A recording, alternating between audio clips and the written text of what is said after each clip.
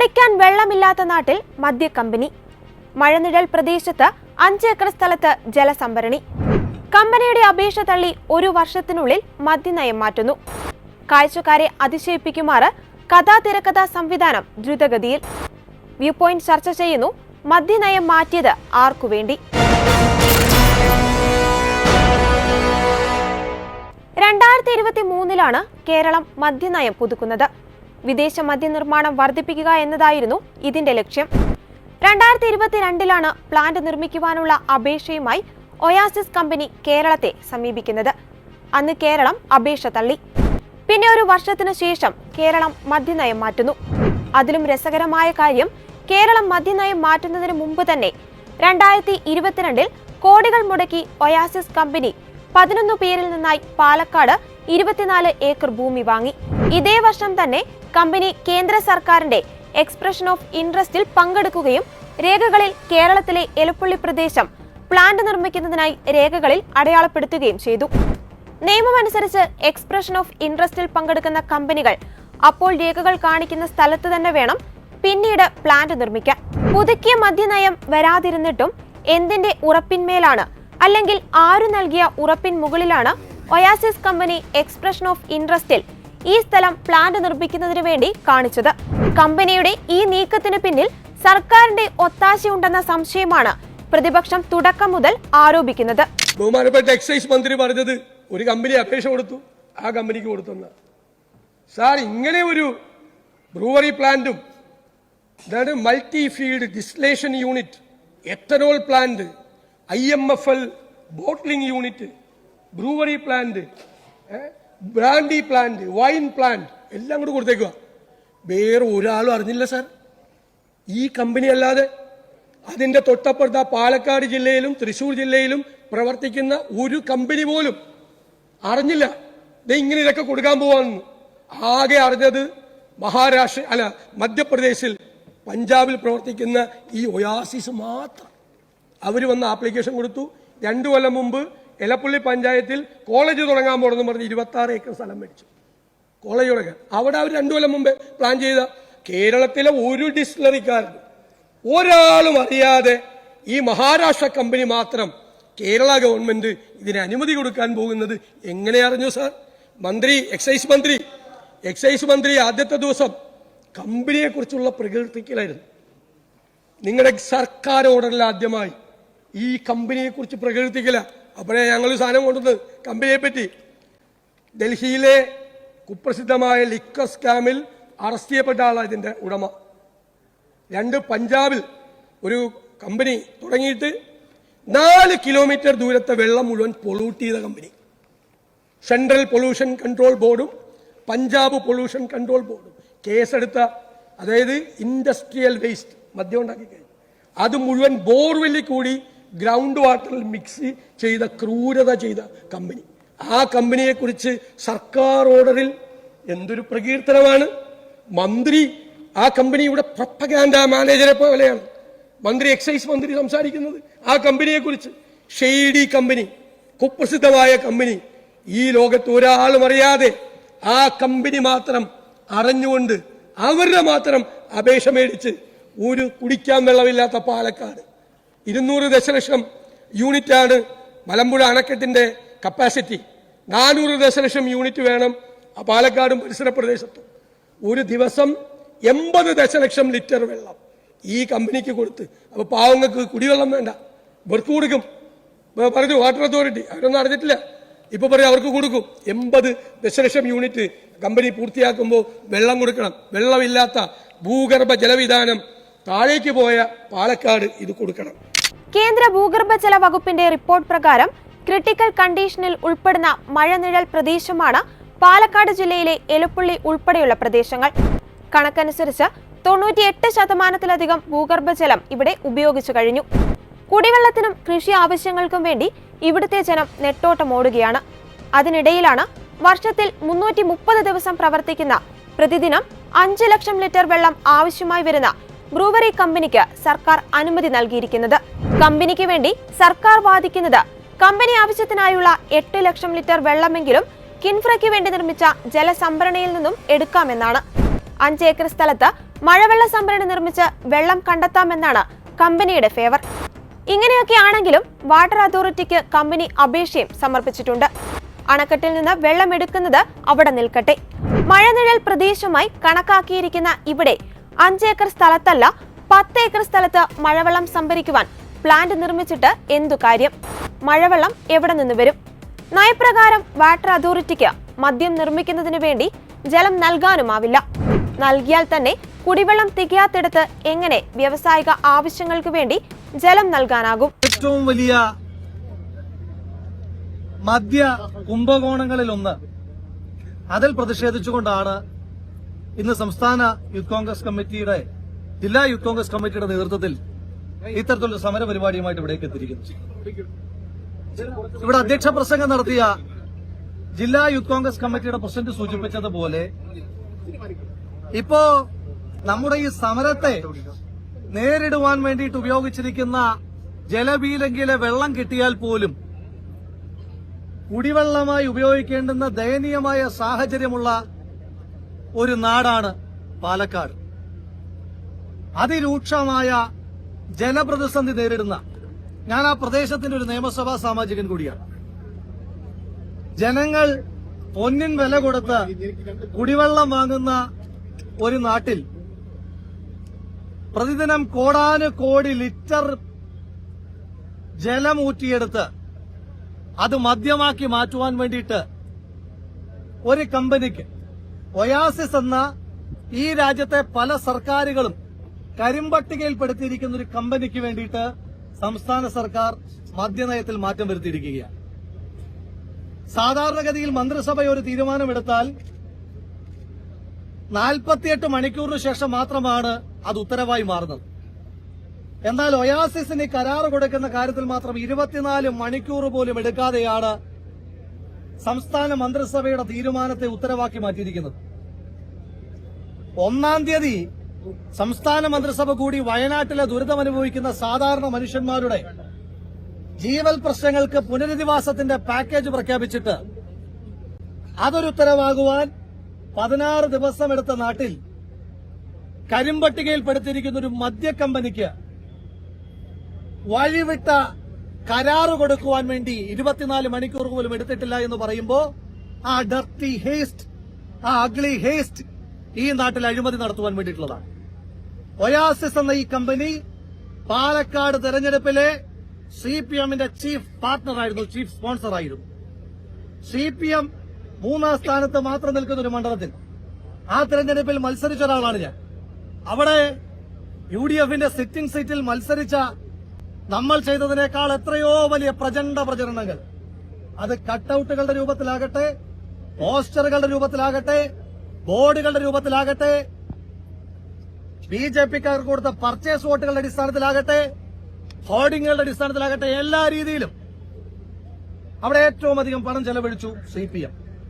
ഈ പണം ബഹുമാന്യനായ കേരളത്തിന്റെ എക്സൈസ് വകുപ്പ് മന്ത്രി നേതൃത്വം കൊടുത്തൊരു തെരഞ്ഞെടുപ്പിൽ 3-ാം സ്ഥാനത്താകുമെന്ന് ഉറപ്പുള്ള ഒരു തെരഞ്ഞെടുപ്പിൽ, ആ തെരഞ്ഞെടുപ്പിൽ പോലും ഇത്രയും ലാവിഷായി പണം ചിലവഴിച്ചത് ഒയാസിസിന്റെ പണം കൊണ്ടാണ്.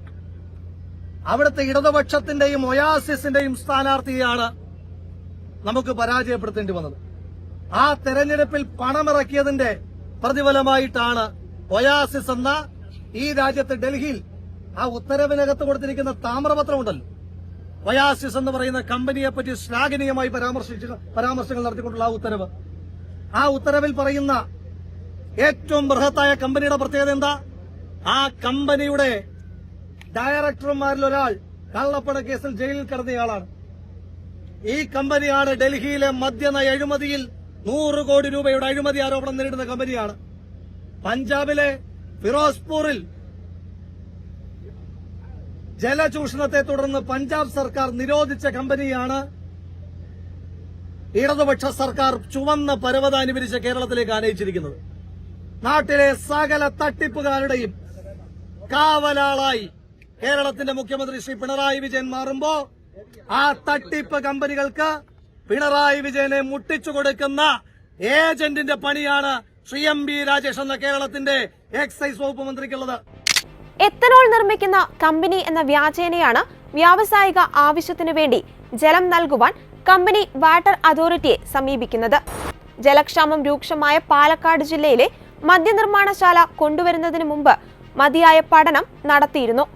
കമ്പനി വ്യക്തത വരുത്തേണ്ട പല കാര്യങ്ങളിലും എന്തുകൊണ്ട് സർക്കാർ ഉത്തരവാദിത്തം ഏറ്റെടുത്ത മറുപടി പറയുന്നു. ഇതിന് പിന്നിലെ സർക്കാരിന്റെ ലക്ഷ്യമെന്ത്?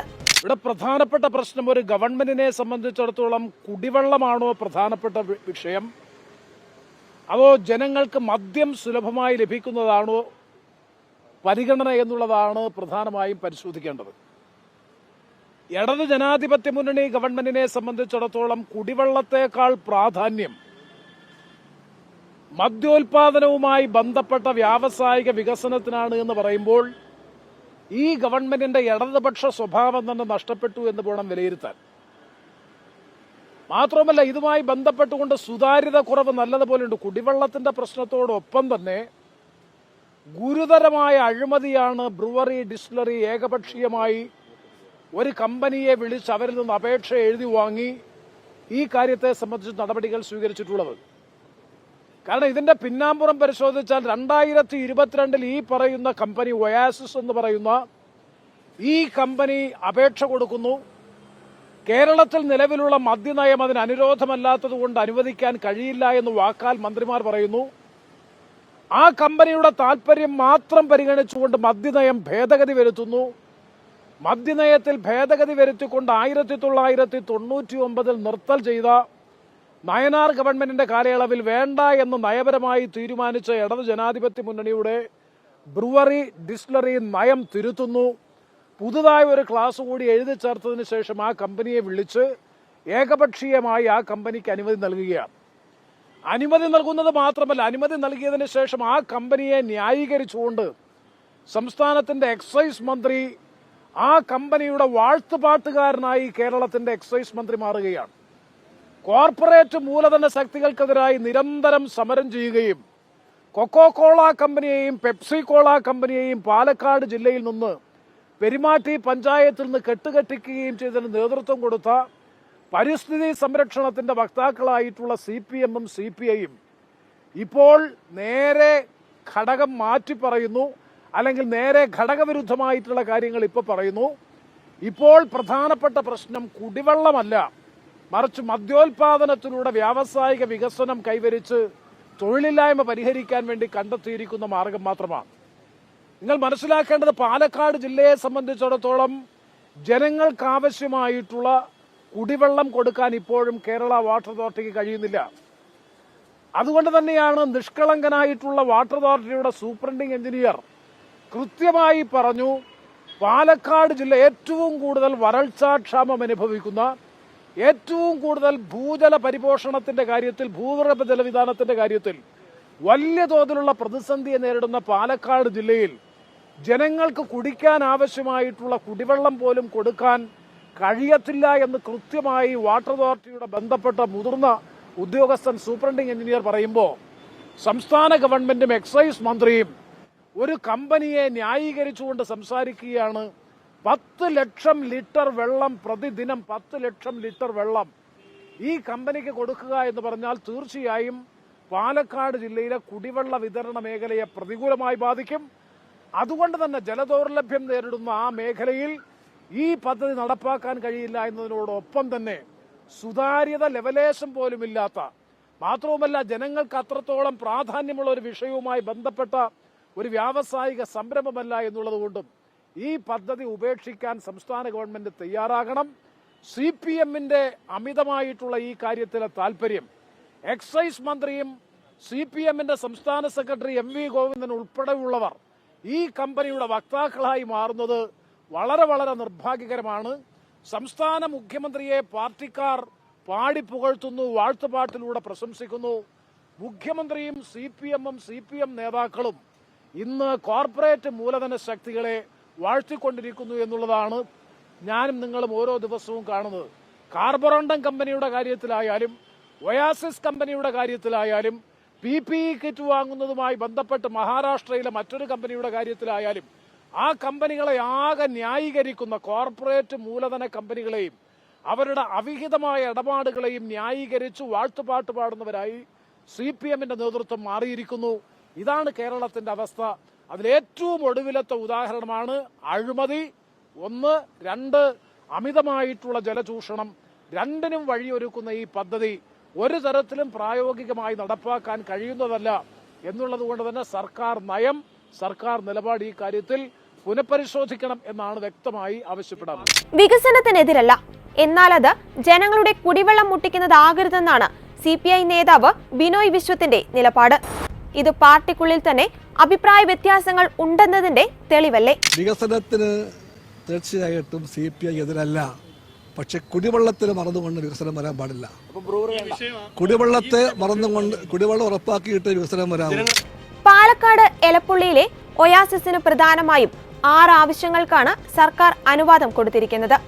Ethanol plant, multifeed distillation unit, Indian made foreign liquor bottle unit, brewery, malt spirit plant, കൂടാതെ ബ്രാൻഡി പ്ലാന്റ്. കേരളത്തിലാകെ 10 ഡിസ്റ്റിലറികളും 8 ബ്ലെൻഡിംഗ് യൂണിറ്റും 2 ബ്രൂവറിയുമുണ്ട്. ഇതിൽ തന്നെ 3 പ്രവർത്തനക്ഷമമല്ല.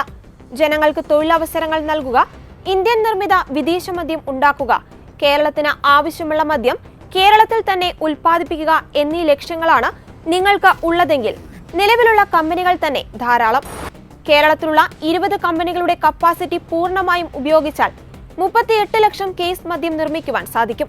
കേരളത്തിൽ ശരാശരി ഒരു മാസം 20 ലക്ഷം കേസ് മദ്യം മാത്രമാണ് ആവശ്യമെന്നിരിക്കെ ബാക്കിയുള്ളവ കയറ്റി അയക്കുവാനും സാധിക്കും. അപ്പോൾ പിന്നെ പുതിയ പ്ലാന്റിന്റെ ആവശ്യമെന്താണ്? പൂട്ടിക്കിടക്കുന്ന മലബാർ ഡിസ്റ്റിലറി ലീസിനെടുക്കുവാൻ തയ്യാറായി ആളുകൾ വന്നിട്ടും സർക്കാർ ഇതുവരെ ലൈസൻസ് കൊടുത്തിട്ടില്ല. അവിടെയും തൊഴിൽ നഷ്ടമാകുന്നത് തൊഴിലാളികൾക്ക് തന്നെയല്ലേ? ഒയാസിസ് കമ്പനിയുടെ 600 കോടി നിക്ഷേപത്തിൽ 650 പേർക്ക് ജോലിയും 2000 പേർക്ക് പരോക്ഷമായി ജോലിയും നൽകുമെന്ന് വാഗ്ദാനം ചെയ്യുമ്പോൾ നിലവിൽ പല കാരണങ്ങളാൽ പൂട്ടിക്കിടക്കുന്ന കമ്പനികളുടെ അവസ്ഥ എന്തുകൊണ്ട് സർക്കാർ പഠിക്കുന്നില്ല? പാലക്കാട് ഉപതെരഞ്ഞെടുപ്പിനിടയിൽ എക്സൈസ് മന്ത്രി തിരക്കിട്ട് മുഖ്യമന്ത്രിക്ക് ഫയൽ കൈമാറി ഒരാഴ്ചക്കുള്ളിൽ എല്ലാ നടപടികളും പൂർത്തിയാക്കിയതിന് പിന്നിലും ഒന്നുമില്ലെന്ന് സംശയിക്കാതിരിക്കാം. അല്ല, അങ്ങനെയാണല്ലോ വേണ്ടതും. ഈ വിഷയത്തിൽ മത്സരാധിഷ്ഠിതമായ കാര്യങ്ങളില്ല. അതിനാൽ തന്നെ ടെൻഡർ നടപടികൾ അപ്രസക്തമാണ്. ഇനിയും നിക്ഷേപകർ ഇതുപോലെ ഗുണപരമായ നിർദ്ദേശവുമായി വന്നാൽ സർക്കാർ പ്രോത്സാഹിപ്പിക്കുക തന്നെ ചെയ്യും. കേന്ദ്ര സർക്കാരിൻ്റെ എണ്ണ കമ്പനികൾക്കുള്ള എത്തനോൾ നിർമ്മാണത്തിന് കേരളത്തിൽ നിന്ന് സെലക്ഷൻ പ്രോസസ്സിൽ തിരഞ്ഞെടുക്കപ്പെട്ടത് ഇവർ മാത്രമാണ്. കേന്ദ്ര സർക്കാർ സുതാര്യമായ നടപടികളിലൂടെ നടത്തിയ സെലക്ഷൻ പ്രോസസ്സിലൂടെയാണ് ഈ തെരഞ്ഞെടുപ്പ് നടത്തിയിരിക്കുന്നത്. 1999 ഉത്തരവിൻ്റെ കാര്യം ഇവിടെ ഉന്നയിച്ചു കേട്ടു. അന്ന് നിലവിലുണ്ടായിരുന്ന അപേക്ഷകളുടെ കാര്യത്തിലെ തീരുമാനമായാണ് ആ ഉത്തരവ് പുറത്തിറങ്ങിയത്. ഇതിനു ശേഷവും കേരളത്തിൽ മദ്യനിർമ്മാണശാലകൾ ആരംഭിച്ചിട്ടുണ്ട്. 2000 2 ബ്ലെൻഡിംഗ് ആൻഡ് ബോട്ട്ലിംഗ് പ്ലാന്റുകൾ പ്രവർത്തനം ആരംഭിച്ചു. 2003 UDF ഭരണകാലത്താണ് തൃശ്ശൂരിലെ മലബാർ ബ്രൂവറി ബിയർ നിർമ്മാണം തുടങ്ങിയത്. പ്രവർത്തനാനുമതി നൽകാൻ തടസ്സമൊന്നും ഉണ്ടായിട്ടില്ല. 2022 പാലക്കാട് മലബാർ ഡിസ്റ്റിലറിക്ക് ബ്ലെൻഡിംഗ് യൂണിറ്റ് നിർമ്മിക്കാൻ അനുമതി നൽകിയത്. 1999 ഉത്തരവ് ആ സമയത്തേക്കുള്ള ഉത്തരവ് മാത്രമാണ് എന്ന് ഇതിൽ നിന്നെല്ലാം വ്യക്തമാകുന്നതാണ്. ഇവിടെ സർക്കാർ അംഗീകരിച്ച് പ്രഖ്യാപിച്ച മദ്യനയത്തിന്റെ അടിസ്ഥാനത്തിലുള്ള നടപടികളെ ഉണ്ടായിട്ടുള്ളൂ. ഏതു വിധേനയും പദ്ധതിയുമായി മുന്നോട്ടു പോകുമെന്നാണ് സർക്കാരിന്റെ തീരുമാനം. എക്സ്ട്രാ ന്യൂട്രൽ ആൽക്കഹോൾ കേരളത്തിൽ ഉൽപ്പാദിപ്പിക്കും എന്ന കാര്യം കഴിഞ്ഞ വർഷത്തെ മദ്യനയത്തിൽ പ്രഖ്യാപിച്ച കാര്യമാണ്. കഴിഞ്ഞ വർഷത്തെ മദ്യനയത്തിൽ .24 പാര 24 ഇക്കാര്യം വ്യക്തമായി പറഞ്ഞിട്ടുണ്ട്. ആ നയത്തിനനുസരിച്ച് നടപടിയിലേക്കാണ് സർക്കാർ കടന്നിട്ടുള്ളത്. മധ്യപ്രദേശ്, ഹരിയാന, അതുപോലെ രാജസ്ഥാൻ, ഇവിടെയൊക്കെ കഴിഞ്ഞ എത്രയോ വർഷമായിട്ട് 10-20 വർഷമായി ഈ പ്രവൃത്തിയിൽ ഏർപ്പെട്ടിട്ടുള്ള വളരെ വലിയ അനുഭവ സമ്പത്തുള്ള ഒരു സ്ഥാപനം അപേക്ഷിച്ചു. എല്ലാ പരിശോധനകളും നടത്തി അവർക്ക് എല്ലാ നിയമവും അനുസരിച്ച് ഇത് ആരംഭിക്കുന്നതിനുള്ള പ്രാരംഭാനുമതിയാണ് മന്ത്രിസഭ നൽകിയിട്ടുള്ളത്. മാത്രമല്ല കേന്ദ്ര ഗവൺമെൻറ് ഷോർട്ട് ലിസ്റ്റ് ചെയ്തിട്ടുള്ള സ്ഥാപനവുമാണിത്.